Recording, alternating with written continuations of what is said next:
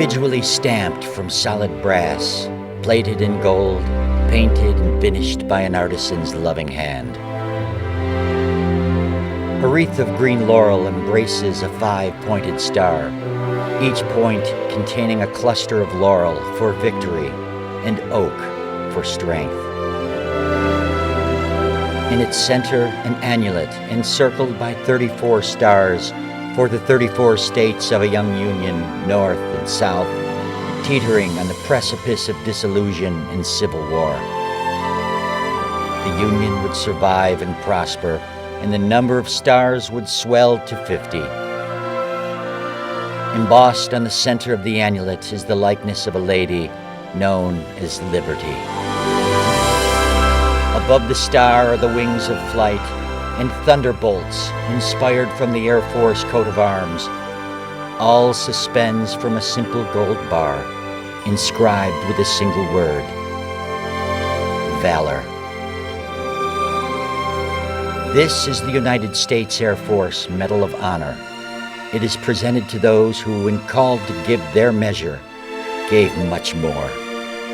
Their numbers are few, and their deeds exemplar.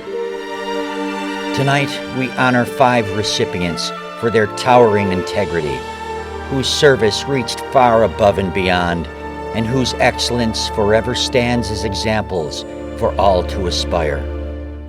Here are their stories.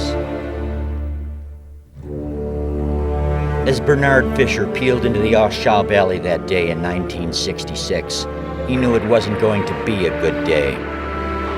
2,000 North Vietnamese regulars had overrun a contingent of Green Berets, and more hostile troops were raking their camp with automatic fire from the surrounding hills. To make matters worse, the A-1 Sky Raiders would have to fly below an 800-foot cloud ceiling to deliver their ordnance, allowing enemy guns on either side of the valley to fire down on them. When one of the 6 aircraft crash-landed onto the airstrip, Major Fisher landed his plane on the debris-scattered runway, dodging shell holes and parts of exploded bombs to rescue the downed pilot. With enemy fire pummeling his plane from both sides, he managed to get enough ground speed to lift off at the end of the runway. When he returned to the base at Pleiku, the ground crew counted 19 bullet holes in his Sky Raider. Bernard Fisher was presented with the Medal of Honor by President Lyndon Johnson on January 19, 1967, becoming the first airman in Vietnam to receive this distinction.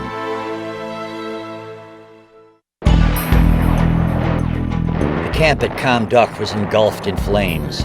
Ammunition dumps were exploding, and the runway was littered with the debris of 8 destroyed aircraft. Some 5,000 North Vietnamese troops had overrun the base, and 3 combat controllers were trapped. That was the situation that day in May of 1968, when Joe Jackson arrived on the scene in his C-123 Provider. His radio contact at Da Nang was calling it a nightmare mission, but Joe was determined to get those guys out. He descended like a fighter pilot at more than 5,000 feet a minute, smacked down on the pockmarked runway, jammed on the brakes, and slid to a stop. Under heavy fire, the 3 combat controlmen ran out of the ditch where they had been hiding, and Jackson's crew hauled them aboard. As the C-123 began to taxi for a quick takeoff, the enemy fired a rocket at its nose, but it broke up before hitting the plane and failed to explode. Jackson gunned the engines and took off on the shortened runway, passing through a vicious crossfire. President Lyndon Johnson awarded the Medal of Honor to Jackson on January 16, 1969. This is the only known photo of a Medal of Honor action taken while it was underway. James Fleming was flying a UH-1 helicopter with the Green Hornets of the 20th Special Ops in 1968 when the call came that a long-range recon team was in trouble. They found the patrol in a clearing surrounded by the enemy on 3 sides and being forced to retreat to a river. Fleming positioned the tail of his chopper over the riverbank so low that his blades cut the foliage of the trees as the North Vietnamese raked his ship with heavy machine gun fire. The trap patrol couldn't make it to the helicopter. He rose over the battleground and turned the chopper, allowing his side gunners to lay down suppressing fire, then repositioned again over the riverbank so the U.S. soldiers could board. Shells smashed into his windscreen as 6 of the men scrambled in. The 7th man dove into the river and grabbed the rope ladder. Fleming took off with him dangling in the air and managed to get back to base. James Fleming was presented the Medal of Honor at a White House ceremony by President Richard Nixon on May 14, 1970. The F-105 Wild Weasel was never designed for air-to-air combat, but that didn't matter to Leo Thorsness. His wingman was down, and a MiG-17 was gunning for their chutes. The date was April 19, 1967, and Lieutenant Colonel Thorsness was on a mission deep in North Vietnam. They had already taken out 2 SAM sites when his wingman was hit by anti-aircraft fire. When the MiG appeared, Leo attacked and destroyed it with a burst from his Gatling gun. After a quick trip to a tanker, he returned through a barrage of SAMs to protect the downed crew and engaged 4 more MiGs. He hit one and drove the others off before gliding in on fumes to the closest friendly airfield. 2 weeks later, he was shot down over North Vietnam on his 93rd mission. He bailed out, was captured, and spent the rest of the war in the Hanoi Hilton. When the war ended in 1973, Leo Thorsness was released and sent home. He had knee injuries sustained when he bailed out at 600 knots and back injuries as a result of torture. He received the Medal of Honor on October 15, 1973 from President Richard Nixon. "We've been waiting for you for 6 years," Nixon told him. "Welcome home."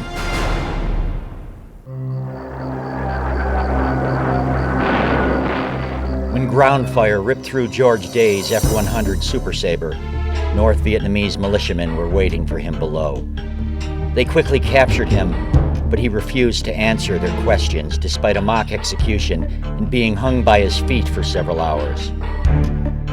They kept him loosely bound, certain that the shattered arm he suffered when ejecting would prevent him from attempting to get away. On his 5th day of captivity, he untied himself and escaped. On his 2nd night on the run, a bomb or rocket landed nearby, compounding his injuries. Even so, he continued to hobble south, evading enemy patrols and subsisting on berries and frogs. After several unsuccessful attempts to signal U.S. aircraft, he was recaptured by the Viet Cong, sustaining gunshot wounds in his left hand and thigh.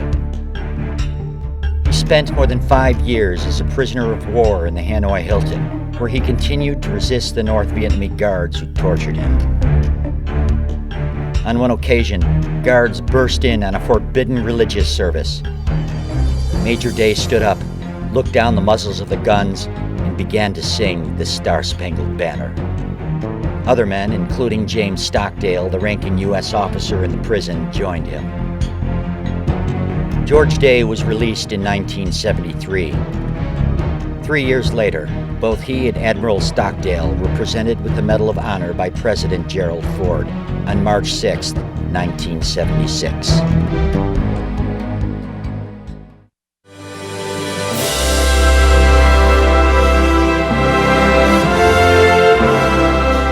Tonight, we are honored by the presence of these 5 men, humbled by the intrepidity of their accomplishments, inspired by their iron determination to overcome, and secure in the knowledge that valor is more than just a word inscribed on the golden bar from which this Medal of Honor hangs. Valor resides within the breast upon which it rests.